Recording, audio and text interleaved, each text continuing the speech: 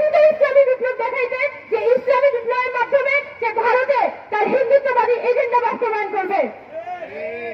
তো আমাদের সকলকে, আমাদের সাধারণ মানুষকে, আমাদের বাংলাদেশের মানুষকে ঐক্যবদ্ধ থাকতে হবে।